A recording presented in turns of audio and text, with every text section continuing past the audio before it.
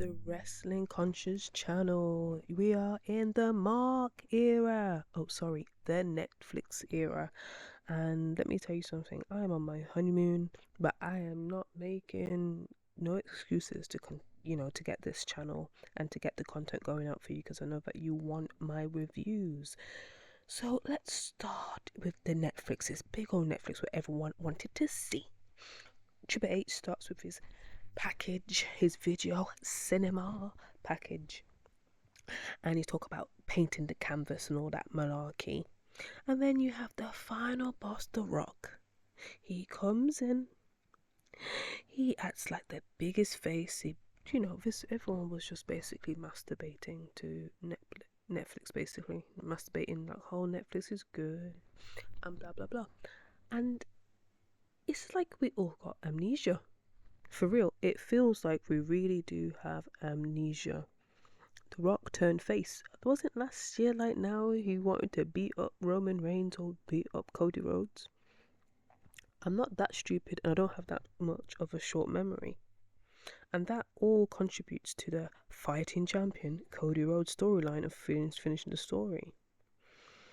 So The Rock puts over Roman Reigns again. He puts over Cody Rhodes, say, hey, he's got something for his mom. I'm just like, I don't mind it. To be fair, the mark in me, sometimes I can act like a mark. The mark in me was like, you know what, I'll just allow it. It's the first segment. The Rock has earned his stripes. He can get away with this going toing and froing of being a face and heel. The Big Show can't. And Braun Strowman struggles. But I just let it go. I let it go because it's The Rock. When it comes to Solo and Solo Sikoa, and I was just like, it was alright match. It was okay match. I think we do not give Solo Sikoa his dues, and Roman won. Everyone was like wanking for that, and yeah, and he's got the necklace. It took like nearly a year to get here, and apparently that was the payoff. And I was like, okay, whatever. Oh, sorry, just to say that Kevin Owens interfered into the match, which I thought, okay. And then Cody Rhodes came into the match, and I was like, okay. They could have that running or brawl separate to the match. I don't know what it achieved, but it did something apparently. You tell me in the comments, what did the Kevin Owens interference achieve in this storyline? What's going on? I know the Bloodline event had beef before, and Roman did stuff to Kevin Owens, but for Cody Rhodes to jump in and kind of help Roman Reigns, it's not. I'm not happy about it at all. I'm not happy at all. And then at the end of the match, The Rock gives Roman a big hug, and I was waiting there. Is he gonna body? Is he gonna body slam? Give him the Rock bottom. Body slam him. Go on, Rock. Body slam Roman Reigns. So we can have the Roman Reigns and Rock money. The money for WrestleMania. What's happening? Because wasn't Rock fighting hard politically to get that happen last year? Why can't you get this year? You haven't got much years in your life. I don't think you got any more years in your left, Rock. So why are you not doing it? Anyhow, they give each other a Samoan big hug, and whatever that may, it happens. When the new day comes. Oh yeah, before I go on, I'm watching it in the UK. So I'm abroad right now. I'm usually in London in the UK, but I'm watching it abroad. And I'm watching on Netflix. My Netflix works over here. And I just literally watched. I watched it not when it was live. It was like half live, meaning like I got up really early in the morning because of the time difference of where I am. So I so when it was live, like the last half an hour, like the Seth Rollins match, that's when I woke up to catch it. But then I just went backwards and rewind it, and I watched the whole thing. So what I'm saying to you, maybe because my account, my Netflix account, I had it anyway. I didn't buy Netflix for Raw. My Netflix account, when I was watching Raw, I didn't see any adverts. So I don't know if any international. I don't know how people from India and Canada. I didn't see any adverts, but what I did notice, I saw it's a lot of blackouts. So each every segment I can see a blackout. So I don't know if that's a UK thing. I'm lucky, and I'm so glad. The only thing I'm really glad about Netflix is because I usually, as a UK fan, I usually watch my Raw in a maybe copyrighty illegal way, but now I can watch Raw in a very legal way. I may still have to watch the PLEs in an illegal-ish copyright-ish way, but needs must. Anyway, moving on swiftly, New Day comes and they do the stick where they're trying to get that Dominic Mysterio heat where, oh, we're not allowed to say anything. I'm like, this is getting old now. New Day is dragging and trying to be annoying. If you're gonna be a heel, do a heel. Don't be a smarky heel. Be a proper heel. Yeah? That's what I like to see, Kofi. Go full throttle in your heeldom. Yeah? Doing this takes away all of that. One of the best promos I think of 2024, like to Biggie. A Biggie saying, I broke my neck. And you say, so what? That makes you serious. Come on now. We don't want a comedy heel. We want a really good heel. Kofi is the only hope I have left in this company up to WrestleMania. Come on, let's do something. So what happened when I was watching Netflix was they was gonna tell us something, and then it just cut, and then I saw the Penta vignette, and I was like, oh, what's going on? I don't know what's going on. Anyway, then I see Rhea Ripley, the Morgan. It was mid. It was mid. It didn't feel like it was a payoff. It was mid as hell. Undertaker um comes for no reason. I don't understand why he was there. He was there. Um, I forgot to talk about John Cena. John Cena does his like promo of trying to do like, oh, I'm leaving, but not really. I'm gonna be in Royal Rumble, blah blah blah. So basically, he just enters himself into the Royal Rumble. What else? Chad Gable, American Made came. Um, what else? It was just lots of celebrities basically. So what you see is like all these celebrities having cameos. Netflix is promoting all their comedians. Netflix like, I know you got a fan base. I'm trying to introduce you to another fan base where my comedians on the roster might like. I'm gonna promote. And what I didn't even like, even like it was so self-serving and so masturbating towards Netflix. Like Triple H and everyone was like, "Oh, here are the Netflix executives." I'm like, I don't care. I don't care. So long as like, it runs, why should I care? Why should I care? Why should I care about every single celebrity coming in and try to make it feel like WrestleMania? It feels like they just paid them to be there, to be honest. I just didn't understand. And Vanessa Hudgens, she's just regular now. I bet she gets like an ambassador contract or something. Is she gonna high school her musical way out of this? I don't know what's going on.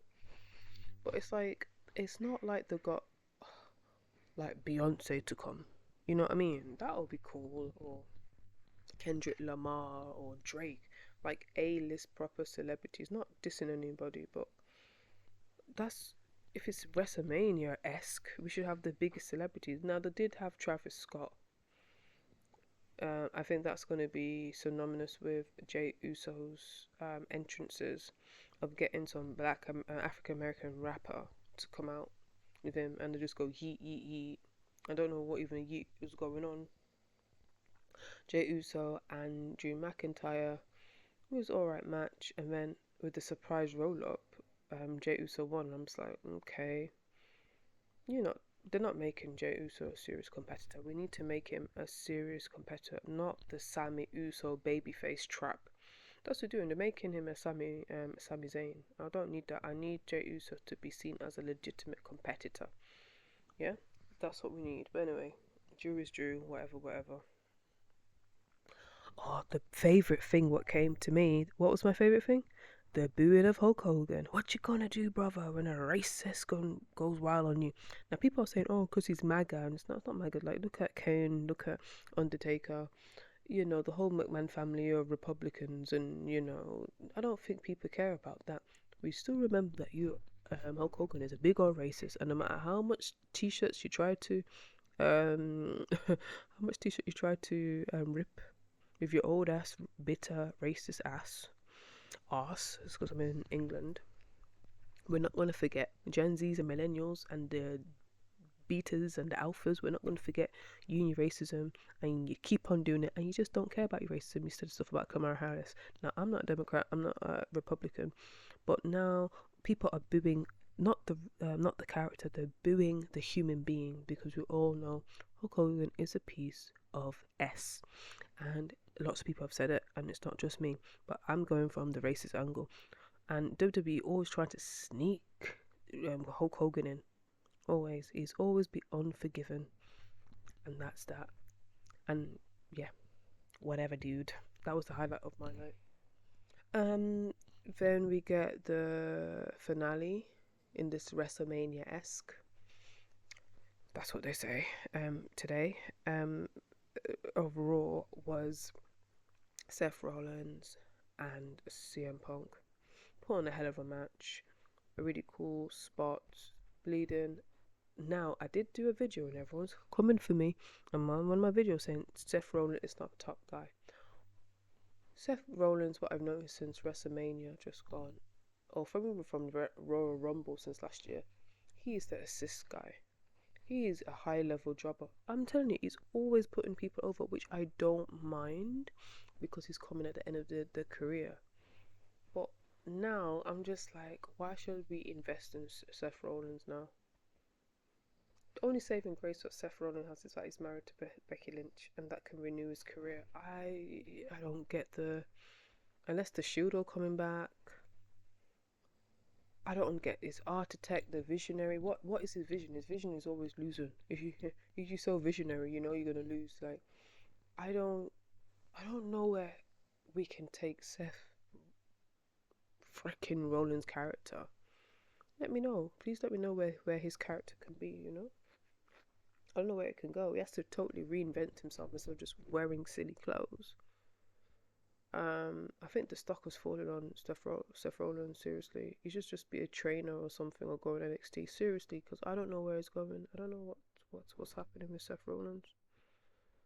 Now, the analysis here, because I'm only doing this quickly. I don't know if you can hear my husband snoring in the background because I'm trying to do this on my honeymoon, right?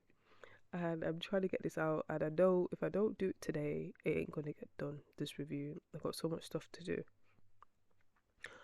The analysis is, with all the hype of Netflix and the repeats and reruns and the lackluster things since the last 4 or 5 months, the last part half a year, all from summer all the way till now, been so lackluster, right?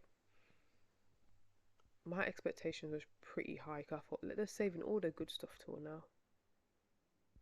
I ain't seen nothing. What was probably this? If I'm being honest, the CM Punk thing was good. CM Punk delivers, but Seth Rollins was carrying the match. But that's another story. That's another video.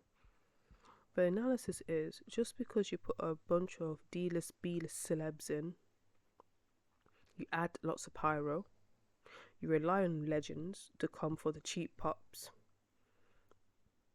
is not a great indicator for what is to come.